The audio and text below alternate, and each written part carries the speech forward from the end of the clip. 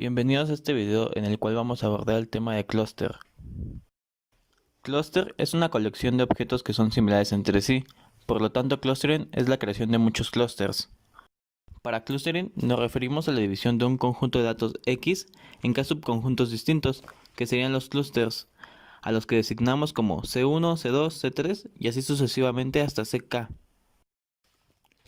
En esta imagen tenemos una serie de puntos situados en unos ejes de coordenadas y están agrupados en tres clústeres.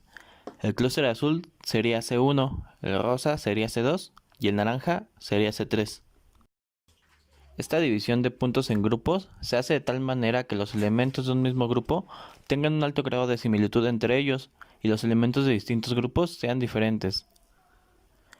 En el clúster azul los elementos tienen una forma triangular, en el rosa una forma de cruz y en el naranja forma circular. En clustering, el objetivo es conseguir una gran similitud intraclase y una baja similitud intraclase.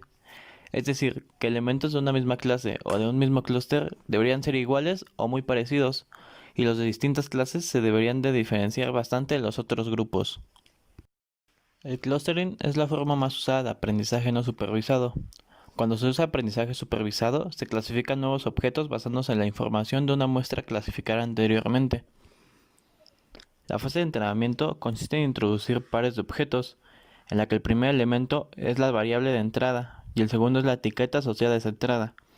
Es decir, que el aprendizaje lo controla como un agente externo que indica la respuesta que deberían de generar la red a partir de una entrada determinada, en este caso X o círculo. Sin embargo, el entrenamiento en aprendizaje no supervisado no existen las etiquetas asociadas a las entradas. El algoritmo tiene que descubrir patrones y características por sí mismo y encontrar una forma para organizar los datos y así poder agruparlos. Hay muchos algoritmos de clustering, pero solo vamos a nombrar tres de los más importantes. Basado en centroides, hay K-cluster y cada clúster tiene al menos un elemento y cada elemento pertenece a un solo grupo. Dentro de este grupo está K medianas y K medias. El segundo es jerárquico o basado en conectividad. Se basa en la idea de que un objeto está más relacionado con los objetos que tiene cerca que con los objetos lejanos. Y el 3, basado en la densidad. Se agrupan objetos en clases mientras su densidad o número de elementos en el clúster más cercano esté dentro de un cierto umbral. A continuación veremos algunas técnicas. Jerárquicos. Dentro de esta categoría entran dendogramas, grafos, árboles. La pertenencia a un grupo o clúster en un nivel de jerarquía condiciona la pertenencia a grupos de un nivel superior, que puede ser el aglomerado o decisivo. Como vemos en la imagen, este es un acercamiento ascendente. Cada observación comienza en su propio grupo y los pares del grupo son mezclados mientras que uno sube en la jerarquía. De partición, división en grupos. Esta definición asume que los objetos pueden dividirse razonablemente en grupos que contienen objetos similares.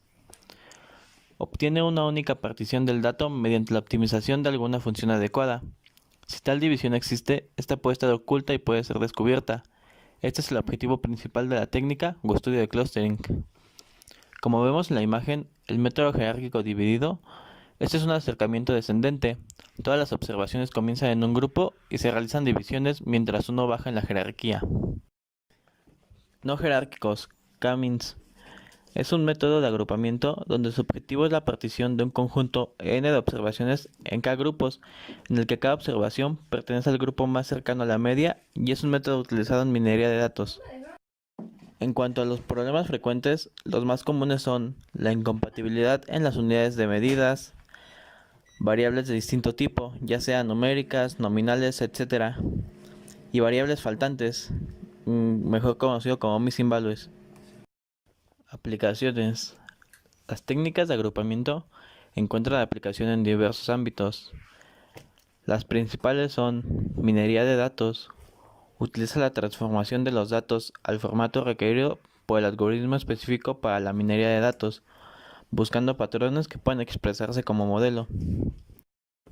En cuanto a robótica, utiliza un conjunto de técnicas y conceptos teóricos comunes, o como son las técnicas de regresión y clustering para el aprendizaje.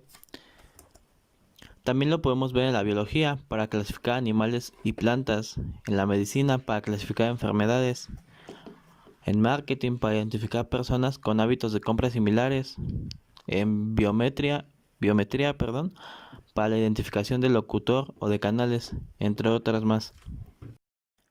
Ahora veremos un ejemplo para tratar de comprender un poco mejor de qué se trata esta técnica de clúster. Tenemos datos sobre edad e ingreso para un grupo de consumidores. La pregunta que surge es, ¿existen grupos de consumidores con características semejantes? En la imagen que observamos, fácilmente logramos apreciar que para este ejemplo tenemos tres grupos muy bien definidos, aunque en realidad no siempre vamos a tener las distancias entre cada uno de los clústeres muy bien definidas.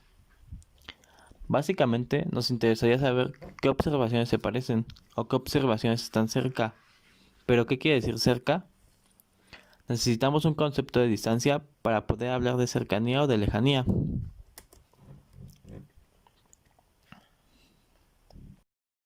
Podemos usar la medida de distancia que aprendimos en la primaria del teorema de Pitágoras, el cual técnicamente se conoce como distancia euclidiana.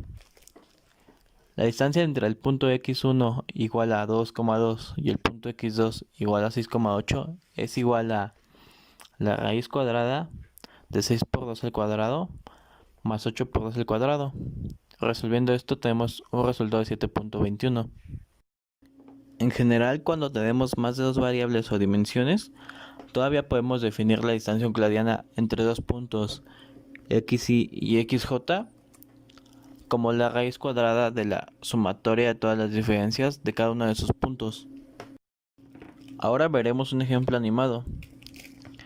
En la imagen vemos diversas observaciones. Primero debemos decidir qué número de clúster vamos a utilizar y llamamos a este número K. Tomamos K observaciones de la muestra al azar y estas observaciones se convierten en los centroides iniciales. Ojo, el centroide de un clúster se define como el punto equidistante de los objetos pertenecientes a dicho clúster. Con estos centroides dividimos nuestras observaciones para luego calcular las distancias euclidianas entre cada una de las observaciones y los centroides. Para cada una de las siguientes n-k observaciones, calculamos las distancias entre las observaciones correspondientes y cada uno de los centroides. De esta manera, nuestros centroides pueden irse desplazando según las distancias entre cada una de sus observaciones. Nuevamente, volvemos a dividir la muestra con los centroides ya desplazados y seguimos calculando distancias euclidianas hasta lograr nuestro número de clústeres óptimo.